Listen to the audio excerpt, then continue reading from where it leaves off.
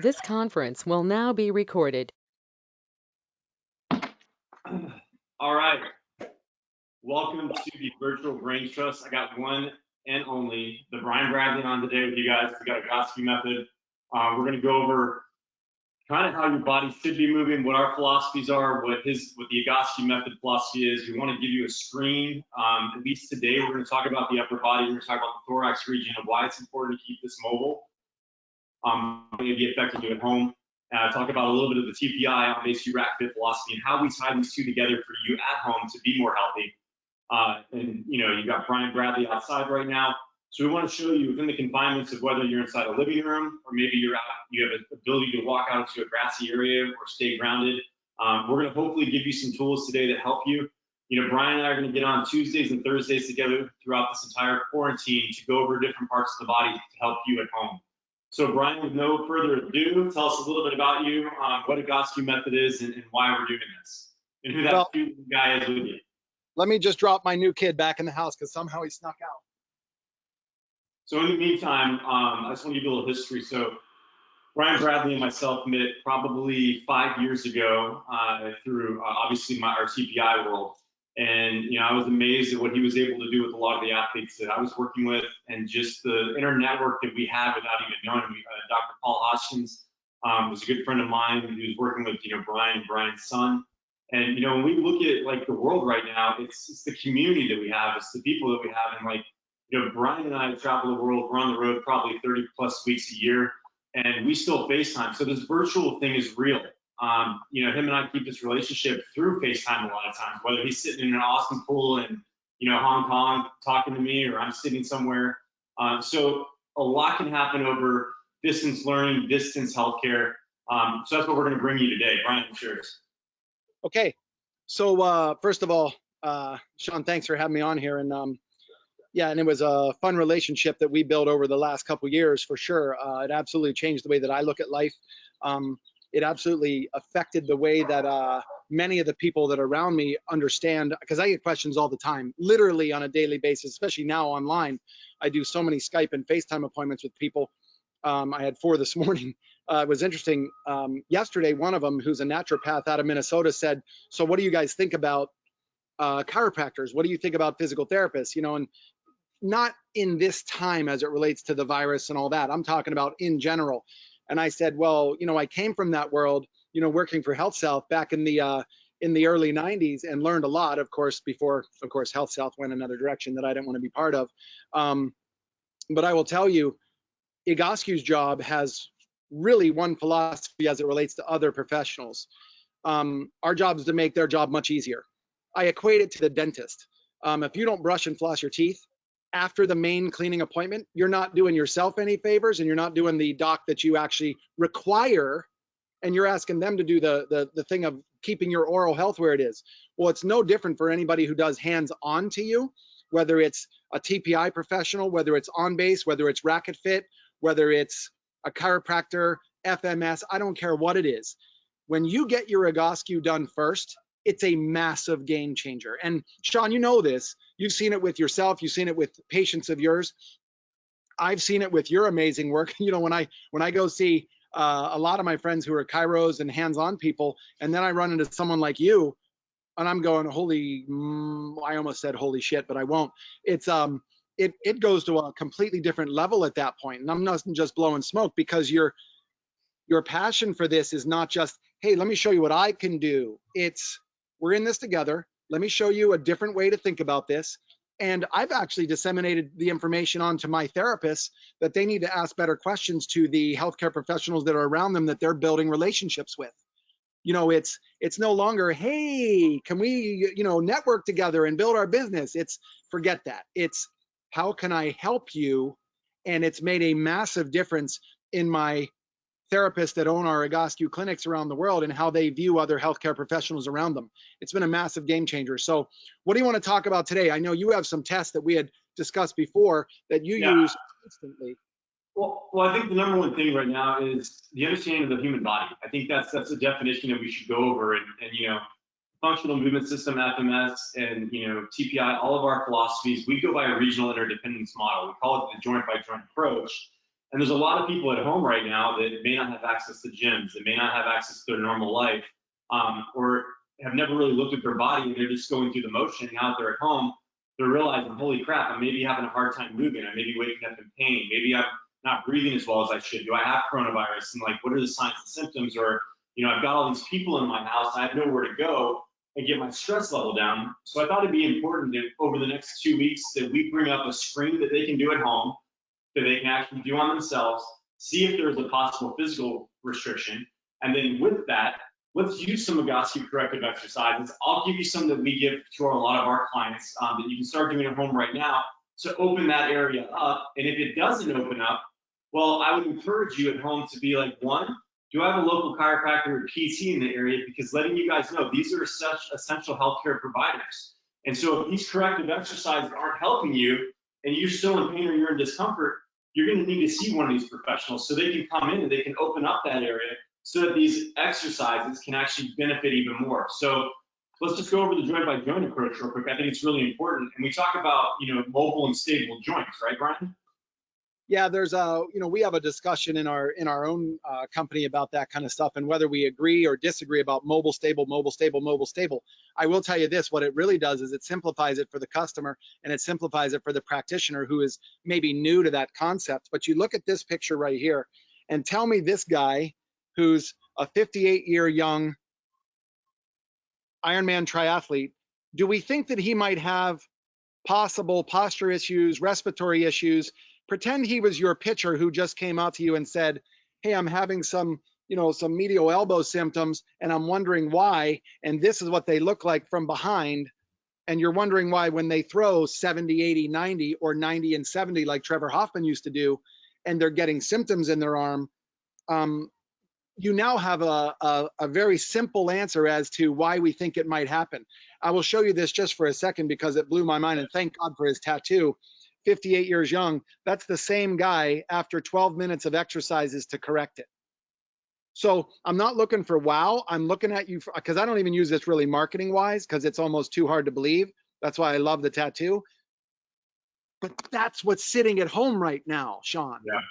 That's what's sitting at home saying, what am I going to do? A, I'm losing my athletes. I saw a post the other day. I miss my athletes. Mm-hmm. I mean, think about that. I miss my athletes. I'm certified in everything out there, but I can't see my athletes anymore. Well, you're going very soon based on whatever's going to happen with drugs and all that kind of stuff. I get it. We're coming back.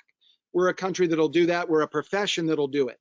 But those of us that are in it in multiple places on social media, it is our job, just like what you said, getting together to feed information as it relates to getting people to believe that they're going to get their athletes back. And if you're not ready yourself, then when you come back, you're going to almost lose an understanding of what you knew before. So one of the things within Egoscue with our therapists, number one, who's taking care of you? And if that means your network of healthcare providers around you, or at least doing your Egoscue exercises on a daily basis, the minute you wake up. I do a lot of psychological, emotional work, meaning not me, because I'd only screw that up. But I work with everybody. I do a lot of psychological, emotional support for people who that is their business, like Robbins Madonis and people in the healthcare field that do that.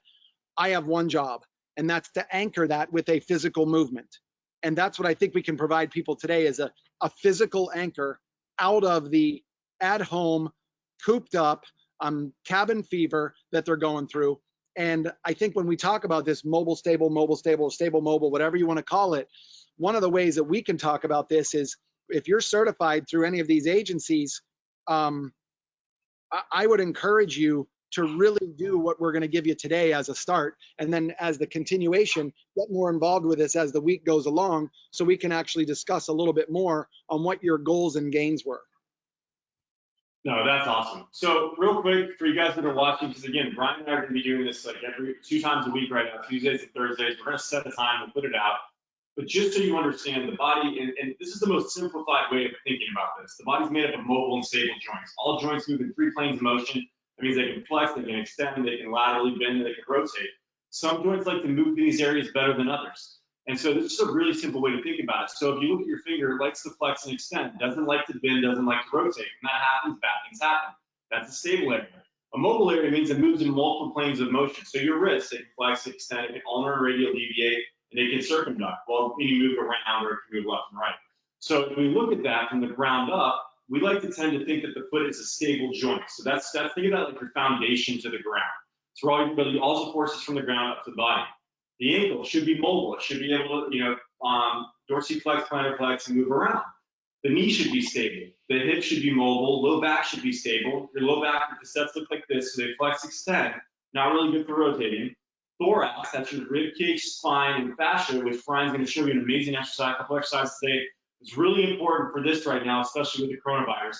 Our shoulders are mobile, elbow stable, wrist is mobile, hand is stable. Scapula, that's a bone that sits on the back part of your rib cage. It likes to move like this, doesn't like to move like this. When that starts to happen, you can get your fingers underneath.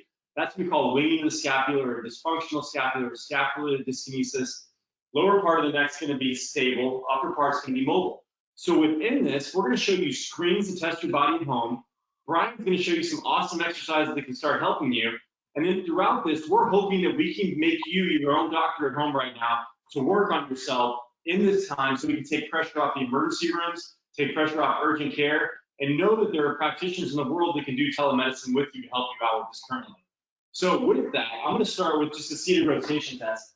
I think this is one of the most important things that you can do at home to see if your rib cage, spine, and fascia is affecting your rotation in the body. Because if your rotation is affected from the thorax area, it's going to affect how we breathe, it's going to affect how we recover, it's going to affect how we rest, it's going to affect our parasympathetic nervous system, meaning that we won't be able to calm down and heal or stay less stressed in the environment that we're in today. So at home, if you're a tennis player, if you're baseball, maybe you have a broomstick, you're cleaning your house. I've got a few different things here. I've got a Scotty Cameron putter. I've got a super speed baseball thing. I've got a walking stick. Some of you at home might have issues with, being ambulatory, being able to walk. So I'll just use this to give you an idea. I've got a Banal, by the way, K3 Combat Systems. And so if you do this, just put, whether it's a broomstick, a golf club, anything behind you. And what we're doing is we're pushing the scapula back so that we can really see the rotation of the upper part of the body. Now I want you to sit up straight. It's really important that you sit up straight, your neck stays straight. So if you're looking at it from the side, just to give you an idea, you're sitting in a straight line, your shoulders are back. Now, your knees are together, your right's over your left. I want to see, can you rotate to the right? And you're looking for 45 degrees. So if you're sitting on a chair, you can turn your chair to a corner, sit on the corner, and you can look at where your shoulders are. If you feel like you turn right, you're like, I can't make it to 45 degrees, you may have a mobility issue going on here that's affecting how you want to breathe, recover, and perform. And then what we do is we switch legs and we go to the left. Now, some of you might feel like you have more rotation to the left or more rotation to the right. We're going to tell you, you need to have no asymmetry within the spine. So it's really important that we hyper-focus on this part right now. So if you sat up straight, you put your arms behind, you went ahead and you rotated to the right, and you're like, oh, that's tight. And then you went ahead and you switched, and you went rotate to the left, and you're like, that's tight too. Or one's worse than the other. I think this next part's going to be amazing for you. So Brian, let's talk about that. The interesting part is what you showed was the sitting up position. Let me just tilt this camera. And when you're in this position, and Sean's asking you to basically cross the leg over, and he said sit up straight. So when you go to sit up straight, don't change anything yet. But when you do this test, see if this first movement that's required in this is already compromised. Did you lift your rib cage up, or did you sit up straight by rolling your pelvis to move everything? And the second one is the one that we want, but sometimes it has to be learned because we've unlearned it, especially now, the amount of time that we're spending, sitting at home trying to entertain ourselves by watching TV or doing, watching dumb guys like us on, social media like this. Ideally, this test, when I went through this with Sean and Greg and Dave, I was blown away at a lot of these things from a educational standpoint in how we use this with athletes, because it gives them an idea. It gives them a measurable idea into why, when they're standing in this position or they're standing in this position, why they can't create that rotation. And that's what Sean's trying to test with this. So Sean, where do you want to go as it relates to explaining to the customer, who would you use that test with the most? Now, don't get me wrong, people can do this at home, but where do people in the field of practitioners that work with athletes, where would they use this? Yeah, so I mean, I think this is just one part. Obviously, we're checking upper body right now in this area. We want to check all the other joints, but if you're looking for power consistency, if you're looking for efficiency in your swing, or maybe how you're throwing, quarterbacks, most athletes rotationally are restricted in this environment. And so if we can't open this up and give them proper range of motion, they're going to rob Peter to pay Paul, especially when it comes to using power from the ground. And that's a really important concept. Brian and I will go over pelvic tilt and pelvic rotation probably on the next one that I think is really important for you guys at home right now. But that's one of the main issues. Another part might be like a husband right now trying to, block off his wife from hitting him because he's got so many things that he's promised to do at home, and now he's got the time to do it, and now he's actually got to do it, right? So for you guys at home that have promised, it's just our encouragement right now to maybe give you a little mobility so you can get the things done that you're supposed to do. But on the other hand, you're basically saying that you just saved people's marriages with the rotation test. I really hope we did. I mean, we took a little bit off the system, Brian. I don't even think it's hope, bro. I think it's a belief. I think we just switched it over. You basically just saved America's marriages, just by. Hopefully, world, right?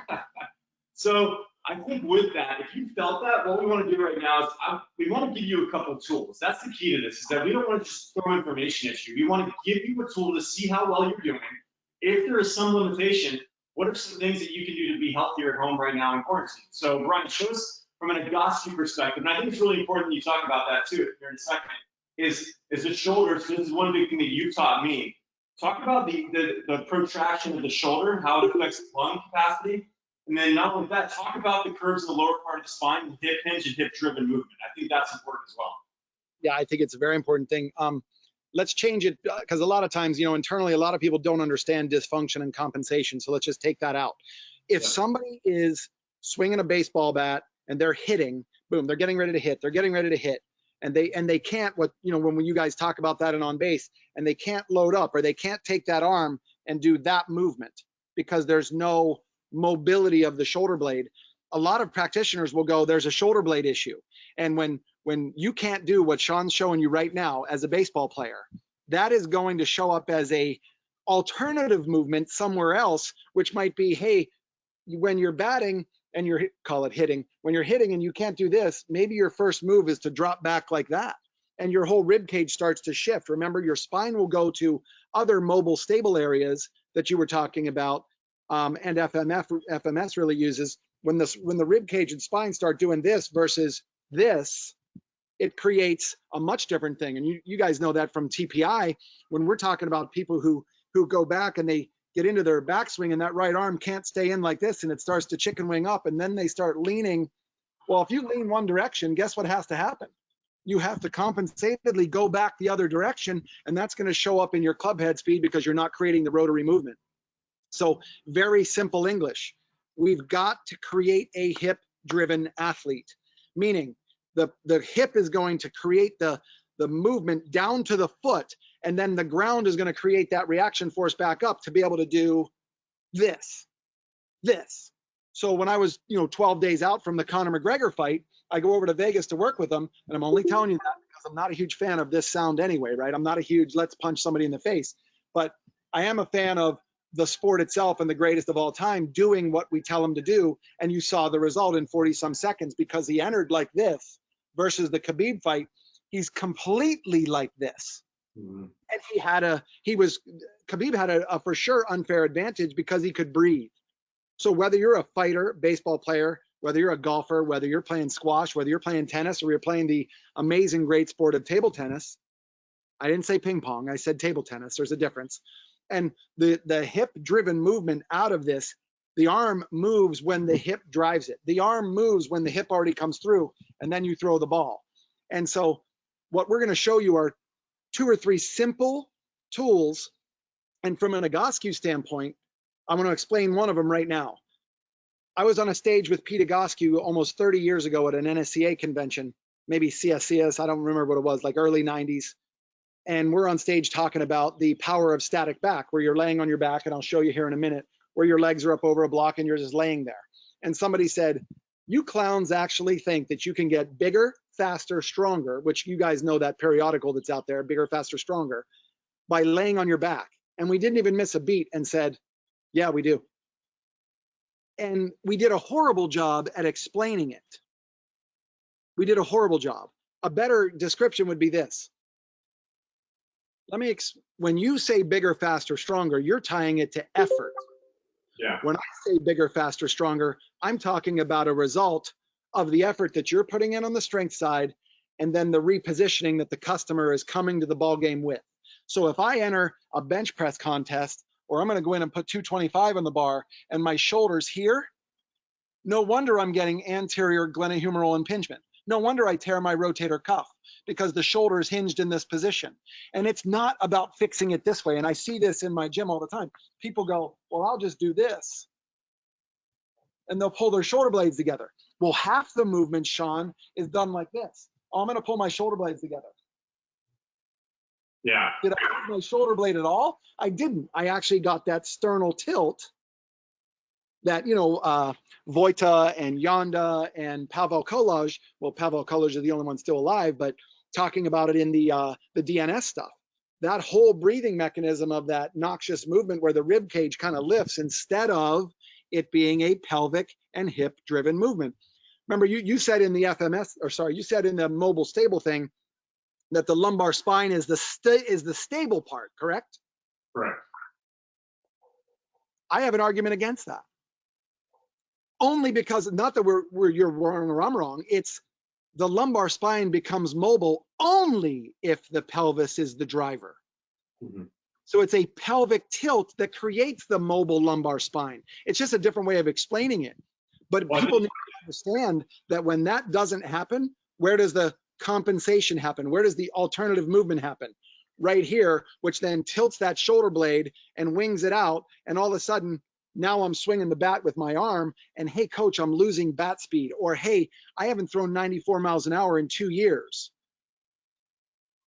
Yeah, and I think it's a key concept. And you and I obviously work with a lot of athletes from amateur to professional. Right now, what I'm seeing is, people need to learn how to live for life at the moment, right? And so you have people that are literally stuck at home. They're probably on their social media more than they've ever been. They're hunched over. And even in these little movements of trying to, clean the house or, pick up stuff that might be on the ground, these are the same rotatory movements that professionals use in sport. And I think that's really a key concept here that, yeah, we want our athletes to be super healthy during this time in quarantine. That's why, Brian and I are jumping on here. But this is for the everyday person as well. Like, you should be treating your body like a professional athlete. Whether you think of it or not, like, you live for life. And like, that's a big key concept that most people that walk in my door, whether, you're an amateur or professional athlete, I'm going through the basic fundamental movement patterns. I think that's a key concept. And then from there, once you can show me that you can move, then we can go into sport specific. So with the fact of the rib cage being shut down, fascia is fine. From an Agassi perspective, what should we attack first? Let's use a couple exercises. Can I go get a piece of equipment and you talk for one more second? Yeah, for sure. I'll be right back. So hopefully you've learned a little bit already. You're starting to see some of the different approaches that we use, whether it's a philosophy of the human body, philosophy of our approach. One of the things that we talk about is the team approach. That's why I've got Brian on the call. Him and I refer people back and forth all the time. Now, we work with a lot of really good coaches that do screening, and we're going to do more on screening later. But that's why I went over the seated trunk rotation for you at home, because I want to see, can you move right now in quarantine? If you can't, my goal is within the next 2, 4, maybe 6 weeks that we're together, that you move better than you have in a long time. And if you are dealing with something and you have the ability to, that you can reach out to a practitioner such as a chiropractor or a physical therapist who's open, because again, they are essential healthcare providers and they do take pressure off the system right now, whether it's emergency, whether it's urgent care. Right now, if you've got a physical problem or maybe you're in pain or discomfort, these are the people you need to be thinking about. Let's leave the urgent care to a lot of the most severe cases right now that need to be checked for coronavirus. Maybe we have a life-threatening issue, maybe heart issues, things like that. Let's leave that to the medical doctors, take some pressure off of them, and work together as a team. So that's a team approach. And then Brian's ready to go. So let's go ahead and let's knock out some of these exercises together.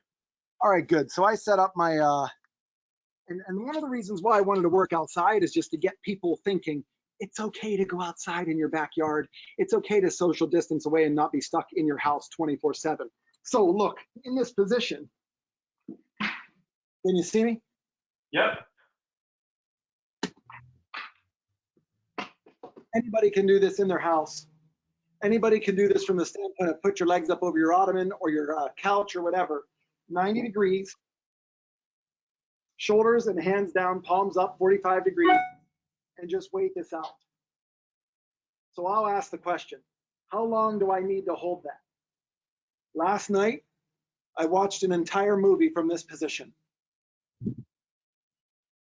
So actually it wasn't, it was Navy SEALs, that the episodes, 4 episodes of Navy SEALs in this position, fast forwarding through commercials. So I'm in this position, relaxed, and let my back relax into the floor. And you ask about the compensatory action of the upper back rounding over and then losing ability for the scap to move. Just by being in this position, this is what I meant by being bigger, faster, stronger. You're repositioning the shoulders, the hips, the knees, and the ankles with static back in this position, which then allows you to enter any movement in your house. So for example, the way you test this is, let me get down on the floor and let me get back up and let me switch legs and get down on the floor and then get back up, or bend over, pick up a pillow and then put it on the couch. Then do this for 5 minutes, 10 minutes, 20 minutes, 30 minutes, whatever you want to do, and then test those movements again. And you'll sell yourself on the benefit of why 90-90 is so important and letting your shoulders just completely relax.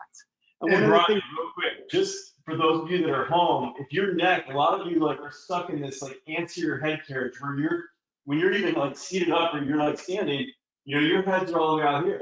So if you can't get your head on the ground, get a pillow for now. Start working. Be kind to yourself. The whole point of this is not for you guys to hurt, not for you to have frustration with your body. Right now, we want to make you aware. We want to teach you how to love yourself. So, right, Brian? Yeah, can you see my head position now? Yeah, a little bit, yep. So I propped up my yoga mat and I just bunched it up into its own little pillow about 3 inches off the ground. I raised my head off the ground. Now I'm setting it on a little pillow. Over time, Sean, as the mid-back starts to change, as the reaction, as the pelvis changes, the mid-back reacts, and then eventually I get rid of this and I put my head on the ground. And remember, this is not a competition, like you said. This is what are you comfortable with. Now, I will show you this up. If you really want to talk about waking up the hip and driving the hip-driven movement, then we at Agoski use this a lot. You know, you can relax in this position and now just squeeze and release, squeeze, release, squeeze, release with the inner thighs. And Sean, if you want to give them a real quick overview of as you fire or facilitate these adductor muscles, how does that affect the pelvic girdle reaction? And then we talk about the reaction upstairs too. Well, I think, again, once you start to use this, a lot of times we've gotten a lower cross syndrome where we're seated at work. And so we start to get compensatory patterns where our low back and our hamstring become our primary movers instead of our glutes and our abdominals. It's really trying to like make sure these patterns are off. So as he's doing this, it's actually turning the motor patterns back on and allowing for more internal rotation within the hip. So that way you can get this proper anterior and posterior tilt in your pelvis. And again, we're going to go over more of this in the next couple of videos. But, you know, what I would recommend right now, especially with this, is start with 15 to 20 minutes. Set a timer. And right now, use this time. I think it's really important. There's a lot of really good talks out there. Get on a podcast. Get onto a meditation. If you have a hard time meditating, this would be a perfect way to start. And if you fall asleep, it's okay. You're not going to get hurt. Yeah, trust your body's instincts. One other position that I really want to talk about, because you brought up some yoga stuff too, is the cat-cow, cat-dog. Yeah. I call it cat-dog because last time I checked, cats and cows didn't live together, but cats and dogs do. But when you do the cat position with your spine and then the dog position with your spine, what I see most of the time in the clinic is this. Most people will come into play and they'll go 90-90, no problem. Then they'll do this movement. They'll go, oh, I can do that easily. And they'll kind of bench press themselves up into this rounded back position. Versus, go ahead. No, go ahead. And then what they'll do is they'll collapse and create this arch in their lower back, but they'll never actually let their shoulder blades or the kyphosis go away. So ideally you want, again, here's an upper body driven cat dog. This would be what I would look for as a test or the noxious way to do it, where you're actually going here, here, here, here, which you can even see my head only goes so far because my mid back has not changed. How we're going to coach people to do this is create the movement at the pelvis and create a 1, 2, 3 motion. So I'm going to count this out. 1, 2, 3, and look how high my head goes. Now it's 1, 2, 3, and it's 1, 2, 3, 1, 2, 3, and then it becomes the actual hinging motion of the pelvis rotating on top of the actual femur itself like this, because that's what people lose. It's so easy to keep the leg moving, but we've lost the ability for the pelvis to move, which, number one, I will tell you, when somebody says to me, I have a degenerative hip, the reason why we believe you think you have a degenerative hip, not, okay, if you've been hit by a car or something like that, that's a whole different story. But a degenerative hip, in the most organic way, why did it happen, is tied to the leg bone continues to move and the pelvis quits moving. So you get that wear and tear spot, which leads to, hey, my joint's degenerative. But where is it degenerative? It's degenerative where that leg bone has continued to move and we've lost that pelvic tilt. And that's a really cool, really important topic here, because pelvic tilt, and again, we're not going to get to that on this video, but right now, pelvic tilt is really, really important to your cat-cow. And a lot of yogis and a lot of people I see, as Brian just pointed out, they do the angry cat. A lot of their movement is from this upper area. We call it C posture, and that's a major killer to rotational athletes, the major killer to human life. And so one area, like you said, is like, we should be able to get that function from that lower back, so we have a universal spine curve. So we see a good spine curve through here. And then, like you said, go 1, 2, 3. One way we coach this, and at home if you have bands, I'm just going to use a TRX. I think it's just to give you an idea. You can put a weight, have somebody push down on your lower back, so you feel a little bit of pressure here. We call it kind of targeted cat cows, cat dogs, depending on who you're talking to. And you want some pressure there, so you feel like you're like, yeah, okay, I'm actually using this part of my pelvic tilt, because some of you are going to have a really, really hard time with that. And we'll show you some ways to correct that on the next video. So right there, we gave, Brian gave you the seated 99 laying in your back. We went over some of the cues on how to improve your pelvic, cat-cow, dog, whatever you want to call it. And then what else would be one thing? Could you do me a favor, Brian? Can you go through the runner man? I think that would be really important for people at home right now. Yeah, of course. And this one's going to be fun as heck to show. This one, when Tony Horton and I were talking about doing some stuff together and doing one of his big retreats down here in San Diego, I said, look, dude, I go, you're a prick. And he goes, what do you mean? What do you mean? What do you mean? Tony's a little crazy. I said, I had to do the P90X workouts because I was getting so many people asking me about it, going, well, what do you think? And my philosophy is there's no such thing as bad movement. There's the misaligned posture going into the bad movement, which is why CrossFit was getting hit with so many discussions about it's painful, it hurt me, it did this. Well, did CrossFit hurt you, or did the wrong body alignment hurt you? Ooh, say that again. Say that again. Did CrossFit hurt you, or did the body you're taking to the workout hurt you? Because it's not CrossFit's fault. I promise you that. Yeah. If they bring me up as a professional witness, you're going to lose your lawsuit. Because all we have to do is start talking about seeing you in this position over the last 10 years, then you went in and tried to do this. So this running man exercise, what I call the greatest abdominal exercise ever, and you can try this with your partner at home. You stand behind them, have them get into a sprint position where one leg's behind them, you're up on the toe of the foot. I'll show you this in a second. But then your partner comes around and just feels, or your kids, and they put their hand in here and go, wow, you're not as lean. Of course, that's what my kid says. Dad, you're not as lean as you used to be. And I said, yeah, thanks for the knowledge.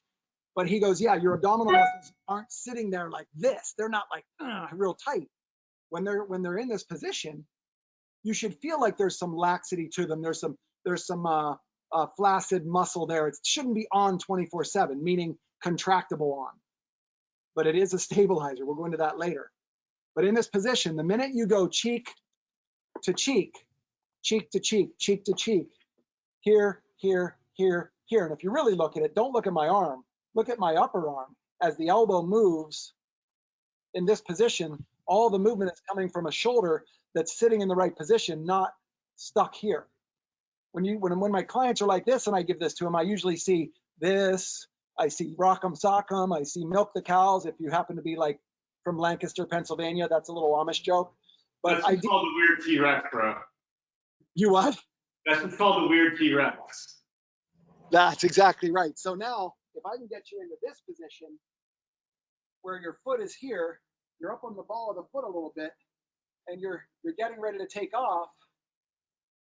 You're just doing this nice and slow. Let that arm kind of move. And you can even see as I start to speed up, my body starts to bounce. And then I'm at full speed, say 30 seconds. And then, of course, I have another side of me, so I have to switch sides. The benefit of this, Sean, is massive to what it really turns on. I'm a huge fan of the psoas, huge. Like, to me personally, number one, if your psoas is short, tight, weak, which is Vladimir Yonda's unhappy triad, it's not even short, tight, weak bilaterally. Yeah. There's usually one that's different from the other. So when you get into this for 30 seconds, you can see what it did to even my breath right now. You're in this for 30, you switch away from this for 30, walk around the house. Okay, I hate Brian, which I'll deflect right over to. I hate Tony Horton. Okay, come back, 30 seconds again. This could be your HIIT, your HIT level training in a very safe way that many of you haven't sprinted in so long. My son brought a statistic, not even a statistic, a fake statistic. He said, Dad, I follow most of the pro soccer players in the world who I like because he's going to be a D1 player. So he follows the pro level guys. He said, they're all at home gaming right now. They're live streaming their video gaming. So we know what the reality is. My son's playing Xbox every day for 12 hours. 12 hours! Because that's how he's socially connecting with his friends in the separation, distancing that we're doing. Okay, fine. But as you saw yesterday on my Facebook and Instagram, we also did an outdoor workout that included like tornado ball and viper and all that kind of stuff, because I've got to get him not just to be electronically driven, and he's going on 4-mile runs and he's going, I think I'm going to come out of this in better shape than when I went into it. Yeah, I think, can I get on that real quick? I think that's an important thing to talk about, because that's the reason that we started this, whole BrainTrust for people to drop in information, is that I don't think that this is a crisis of limitation. I think this is a crisis of opportunity, not financial opportunity, but personal opportunity. And I think that if you look at this as a restraint, if you look at this as and yeah, are we financially struggling right now? A lot of families at home, I'm sorry if you are. I know that, and it's affecting everybody. But there is so much information right now that's out there for free. People have opened up courses. People have opened up opportunity for you to learn. This is the time for you to really take time to rest and get your body and mind back. Because when we come back, I can tell you right now, it's going to turn on quick. And hopefully you're prepared. Hopefully you're better off than when you came in. And a lot of athletes, this is your time to heal. A lot of you at home have been going and trying to maintain and make sure that you go to war so that way you can compete. This is the time to really take the opportunity to look at your patterns, look at your body, and make this even better and more efficient. So when you come back, people are going to be like, holy shit, you were on the web.com tour, or well, now Corn Ferry, and you just got a PGA card this year? Oh, wow, you couldn't break the top 100 in the ATP and WTA, but holy shit, you're more powerful? And I said shit too, Brian, just to back you up.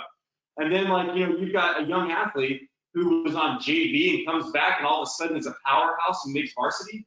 This is the time to do it. You're literally, what you're talking about is the unfair advantage that we talk about a lot of times.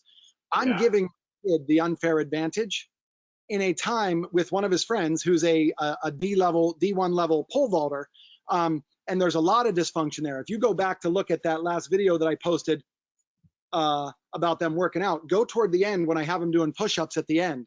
Look at the push-up that's here, and then look at the push-up that's here. Yeah. And that little mid-back escape, I just want you to hear this noise, because that's an air leak of function leaving his body. So actually, the more push-ups he does, he's making his dysfunction stronger until we interrupt it with more bear crawls, more static back, because to get a 16-year-old to lay on their back or an 18-year-old to lay on their back like this, I have to bribe them. Hey, you can play more Xbox. I'll give you 13 freaking hours instead. So find a way to psychologically get your family to get up and do these things together. I guarantee you, the family that does the Running Man greatest abdominal exercise together stays together. It decreases the stress. You'll find yourself laughing as a family watching that dad falls over, mom has a heart attack, not for real, but then the kids are going, man, I'm much stronger than my dad at this. It gives a kid a way to go, I look up to that guy and I just did something better than him for the first time in my life. Well, I think not only that, yeah, I mean, dude, we just saved marriages. We're probably going to produce more babies. They're not going to come from us. And then secondary too, I mean, like you got, like your kids are looking up to you right now. And it's what we do in this moment. And your partners are looking at you, right? Like it's really important that we grow together. And obviously, like I'm single, I don't have a partner at the moment, so not having that ability to grow, but I've got this connection virtually. Like I have friends that I contact every day that I'm doing these with. So hopefully the things that you got from this one is this rib cage, this spine, and this fascia, this thorax is a super important area to move. The laying back 90-90, doing the cat-cow, and then these two exercises that I'm going to show you that I think are really important, that are one, let's just give you one right now. So that's 3 things that we want you to do at home. Wait, take it back, that's 4, because we gave you the Runner Man too. So you're going to have 4 things that you do at home. And I think in the order that you should do these, and Brian, correct me if I'm wrong, is I think you should do the lay down, the start, right? Yeah, of course. And they can do it again too, because here's a test. How did my back settle down for 5 minutes before I did the knee pillow squeezes, tying the TRX or any towel around there, or having somebody put some pressure on my back to teach me how to do the pelvic movement through the cat dog, and then getting up and doing the Running Man. When I get back down in the 90-90 again, your body's going to go, wait a second. This floor is either different or my spine has changed. Exactly. And then get outside. Let me get my orange whip. Is it the orange whip? Yeah. Let me get super speed golf, but orange whip's good too. Yeah, and the super speed golf. Let me get out there and just boom. Let me start coming through this stuff, or just going, hey, let me get my wiffle balls out and chip from my front yard into my backyard again, like everybody who plays golf does. Yeah. Well, this is the last one we want to give you. I think you've gotten a lot out of this. I hope you have. Again, Thursday we're going to jump back on a call. We'll put it out time-wise, but you can definitely follow the Brian Bradley on Instagram, Agassi Method. Look at his Facebook, Dr. Sean Drake, and we're going to be putting a lot of stuff out there. The last thing that I want to show you how to do, again, you can use a tennis racket, you can use anything at home, you can use a broomstick. I'm going to use a walking stick just because it gives a little bit more. I'm going to teach you how to open up this other part of it. So after you've done this, and he said flossing. Flossing is a key thing to demo. Well, this is just like flossing the spine. And so after you've done your layback, you've done your adduction squeezes, you've done your cat-cow, you've done your Running Man, you can do this in between too. It's just like flossing. So you sit up straight. So if you look at me, I'm sitting up straight. Again, I'm going to put my right foot over my left, and I'm going to rotate as far as I can. Don't try to push this. The reason that we do this in the lower body is to lock the hips down. We're really focused on this area here. So if you're sitting straight up, you're going to rotate to the right as far as you can, and you're going to lean or you're going to tilt. Now, I got this little swivelly so I can show you. I'm not using my body to tilt. I'm keeping my spine tall and erect. I'm trying to keep it straight. And what I'm doing is I'm turning and I'm tilting. So it's almost like this shoulder's going up into this angle over here, and the other one's coming down. And what that does is it helps out with the sets and helps you open up your rib cage. It's called distraction. So we rotate, we tilt, and now we breathe. And we're going to do 2 deep breaths, keeping that neck back and calm. Shoulder blades are back. You're going to come up after the 2 breaths. We're not going to uncoil. We're going to stay where we are. We're going to rotate more. Then we're going to lean again. You're going to take 2 deep breaths, come up. We're going to rotate more. 2 deep breaths, lean. On the third one, you're going to lean to the opposite side. So if you were going right, now you're going to lean left. You're going to take 2 deep breaths, and you're going to come back to normal. Now you're going to switch that. You're going to do on the left side. Tilt, breathe twice, come up, rotate more, tilt twice, rotate more, tilt twice, then tilt to the right. So doing that's like flossing your teeth for your spine and for your rib cage.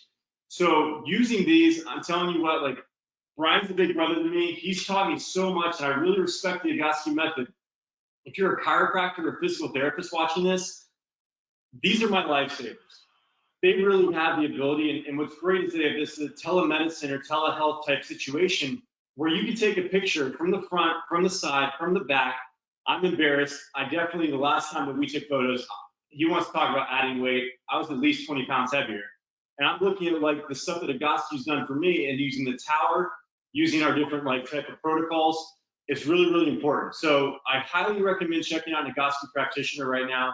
There's an Nagoski E-site exercise group that you can attach into. But if you have any information or you want more information, reach out to one of us. Again, we're going to get back together on Thursday. We're going to go through the lower body. I really want to attack the hips. I think it's important for you, and I think Brian's one of the best in the world to do this over the video. And then from there, I'm going to give you some tools maybe that you have in your communities of where you can reach out to maybe go get adjusted right now. Chiropractors and physical therapists that are open, or maybe acupuncturists that are open, people that are essential healthcare providers to help you in this time. So Brian, I love you, brother. Before we close out, I will tell people this, that we'll get this to them by next week. You were talking about the breathing when you're here and then you're here. You're talking about taking those 2 deep breaths. When they get into that position, understand you're going to have restricted breath, but that's why it's so important to create that movement, because we want your diaphragm to move. We'll go deeper into this next week. And I will also tell you, I have a course called East-West Breathing that we will basically just put out there. I'll contact my corporate tech people. We'll make the link available that while you're at home, you can now watch a bunch of videos. Now, it's going to be painful because it's my voice and it's this face, so I apologize for the headache you may get. But sorry, if you, I know, it's sorry, and I have this gray beard. I'm looking like Gandalf the Grey. I like it. But if you're looking at wanting to learn more in this downtime where you're going, man, I just wish I had more things to do, I promise you the content is a game changer. The East-West breathing stuff that we talked about was from a trip that I did over to the Czech Republic to share information with Pavel Kolaj and his group from DNS. And we were switching back and forth because Vladimir Yonda was a client of mine for 3 years at Agoscu. Well, the cool part of that was I had a lady with me who is kind of thoracically really bound up. And we did this arm circle exercise. And when I said, okay, guys, I had 40 physical therapists in the room, I said, squeeze your shoulder blades together. And I showed them this. And she went like this. And Pavel stopped the course right there. And every PT was like, oh no, Pavel's upset. And he just said, that little movement of her spine doing this rather than the sliding of the shoulder blades, it was a game changer for me to go back to, man, I totally forgot about that and I was not paying attention to it. It brought us back into the importance of the diaphragm, and I just let it go for 15 years thinking, people are breathing. It is number one. In fact, to the point where many of our exercises that we give to people on video conferencing or whatever now, I'm saying throw out the timer and let's give you an amount of breaths with your diaphragm to hold that side with, then switch sides and take 12 breaths into that side. Like our upper spinal floor twist exercise, I'm saying I want 6 deep breaths before you close it up and switch sides. Whereas before I'd say set your timer for a minute. And it's such a huge difference when you can really implement the diaphragmatic breathing. So I'll get that link active. We'll be able to give it to them. And you guys are not bothering Dr. Sean and myself for sure by DMing us on Facebook Messenger, Instagram DMs, whatever, Twitter. We want to help out. And listen, I'll even take the guys who go, Brian, you're full of it. Because I had that happen twice. My job is to go, I know I'm full of it, but let's talk about what I'm full of. And now let's have this information. And it just let us, these are 2 of my closest practitioners now who are calling me out on something that may have been a little different in the way they had learned it. And I'm not saying that I'm right about this stuff. I'm just saying I might have a different concept, like, for example, this mobile, stable, mobile, stable, mobile, stable, based on a different discussion. Great. Buddy, I love you. We're going to go over the hips on Thursday. What time works for you think? I think we do it at the same time. Okay, we'll just continue to have noon Tuesdays and Thursdays. If you want to learn more about your body, you want to learn some corrective exercise, I think it's really important. Again, the Brian Bradley on Instagram, Facebook, Twitter. Look at Agoscu Method. If you're in an area, DM me, DM him. Mine's Dr. Sean Drake on Instagram, Dr. Sean Drake on Facebook, Sean Drake on Facebook. And then if you want to reach out to me on email, it's sean.drake@mytpi.com, or you can just do, I think it's admin@thevirtualbraintrust.com. And then Brian, what's your email? Email is bbradley, first initial, last name, bbradley@egoscu.com. Awesome. Thanks, buddy. I love you. I will not be testing people on the pronunciation or the spelling, but if they want to talk to me, it's egoscu.com, first initial, last name, bbradley.